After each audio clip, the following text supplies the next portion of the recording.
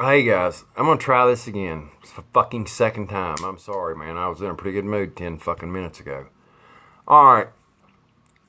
Ann Coulter, the Zionist shield, the propaganda pusher. I'm gonna explain to you my feelings on that here next video. And I'm sorry it's been so long since I've made a video. Not that anyone gives a shit because my videos are horrible. But anyway, here it comes. Alright, the title of the article is No More Mr. White Guy. The play on No More Mr. Nice Guy, I'm sure. Okay. Ann Coulter, regardless of what you think about her, god damn, I think she's sexy as hell. And she's brilliant, and she's tough as a fucking pine knot, man. She goes in and she'll face like those bitches at the View. She'll go in and face them down, and she's... Ann Coulter, I would get in the foxhole with her any day. She does not care to walk into the lion's den. Anyway, some quotes made about my sex and my race. Okay, now they're talking about the Republicans questioning the lying, crazy Dr. Ford. Okay, so here's some quotes. They know the optics of 11 white men questioning Dr. Ford will be so harmful and so damaging to the GOP. Areva Martin, CNN legal analyst. They understand that you have all these white men who would be questioning this woman. The optics of it would look terrible. Gloria Borger, CNN chief political analyst. Women across this nation should be outraged at what these white men senators are doing to this woman. Representative John Garamendi, California. There has been some discussion of the GOP senators who happen to be all white men. Jim Sciutto, CNN correspondent. What troubles me is now they're all white men. Jennifer Granholm, former governor of Michigan, on CNN. You're seeing on display a metaphor for what this party is, which is basically ignorant white men. All these white men stumbling all over themselves, asking her, aggressive and obnoxious questions. Asha Rangappa, CNN analyst. What are that collection of old white men going to do? Cynthia Alksney, I imagine, MSNBC contributor. If she testifies in front of the Judiciary Committee where 11 members are white men, excuse me, Susan Del Percio, Republican political strategist on MSDNC. Once again, it'll be all white men on the Republican side of the Judiciary Committee, CNN anchor Poppy Harlow. The optics for Republicans are going to be really tricky. You've got all white men on the Republican side here. Julie Pace, Washington Bureau Chief for the Associated Press on CNN. The Republicans, what happens to be 11 white men still on that side? CNN host John Berman. The Republicans, it's 11 white men. Talk to me about how you think the tone inside this hearing on Monday will be perceived. On the Republican side, all 11 are white men. Berman again, same show several minutes later. What hasn't changed is the number of white men questioning, certainly on the Republican side. CNN chief political correspondent, Dana Bash. And here we go. Jennifer Rubin. What culture is that name prominent in? I can't, for the life of me, I just don't know. Anyway, only this crowd of clueless old white guys. Oh, by the way, people, Jewish people do not consider themselves white. Okay, let me begin by saying these commentators are making a brilliant and totally original point. The plain truth of which is outshone only by, as I've said, it's sheer, no one has ever made that observation before us. As the Supreme Court confirmation hearing resumes this week for Judge Brett Kavanaugh, it is clear that the Republicans are simply too white to get the job done. I suggest the Republicans sign up some outside help, the way baseball teams make late season acquisitions of pitchers and designated hitters for the playoffs. All right, now I just want to say, they did that shit, kind of. If you watch the hearing and they had that little fat woman come in and she was supposed to be like a sexual abuse special prosecutor or whatever. Anyway, man, she was fucking terrible. She put no pressure on Miss Ford, who I don't think is even a doctor now that some shit's coming out. Okay, Some suggestions. Note, not all of the following individuals are Republicans, but none has any partisan profile that I'm aware of. Well, hell, the good Reverend Al Sharpton. Tawana Bradley affair demonstrates that he believes women.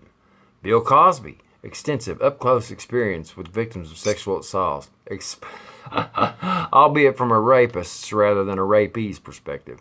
Keith Ellison, likely good rapport with the committee Democrats, has own transportation to Capitol building. Matthias Reyes would undoubtedly throw himself into the committee's work as a pleasant change of pace from prison. Sorry, I don't remember the gentleman's name, but that guy who kidnapped and raped a Columbia student, poured bleach on her, and crazy glued her lips shut. This one is sort of a wild card, I admit. He could be absolutely great, or judging by his history, poor impulse control, he could be too emotionally unstable to handle the committee's important work. Definitely a person of color, though. I'm sure about that. Alton Maddox, attorney for black youth hired by a Jewish landlord to slash a model's face because she refused to date him. God almighty. Maddox pioneered a novel, She's a Manipulative Slut Who Had It Coming. Defense. Close relationship with the Reverend Sharpton, a definite plus. Lucky Reddy Bali Reddy, entrepreneurial Indian immigrant with strong experience with underage rape victims. Okay, I hope you see what she's doing here. Seriously, if feminists want to make the point that only female senators have any business conducting these hearings, they have a logical point, albeit an idiotic one. Of course, the last time feminists bet big on women being certain allies in the fight against misogyny, they were the women of the OJ jury. Still, I get the logic of demanding women interlocutors. But what is the thinking behind snickering at white men judging an accusation of sexual assault? Chuck Grassley is a big rapist? You can be for rape or against it. I happen to be against it. But the idea that alleged sexual assault survivors need the loving care of black, Indian, or Hispanic men to judge their stories flies in the face of crime statistics from around the globe. I hope you know what she's saying there. In the history of the world, there has never been a more Pacific, less rapey creature than the white male of Western European descent. People, understand this. If you don't know this, please don't just hear it, know it. So when you're out in the Facebook world or the Twitter world, that should be an arrow in your quiver, okay? We're not bad fucking people, okay? All right, back to the article. I realize it gives the New York Times editorial board recent acquisition Sarah Young warm feelings every time someone throws in the word white as an intensifier denoting extra hatefulness. But guys, it's getting old. Can we please, for the love of God, drop the painfully trite, mind-numbing cliche about white men as if somehow their whiteness makes evil even eviler? Copyright 2018, Ann Coulter, distributed by Andrews McMill Syndication. Guys, it's all a show. I'm sure you know this, and I hope you guys have been keeping up with it, but it's all just for show. There's the lovely Miss Coulter. I know she's not the most beautiful woman in the world, but man, that face plus those politics and the fucking bravery she has, yes, she is a very comely lass. Guys, it's a war on whites. I promise you.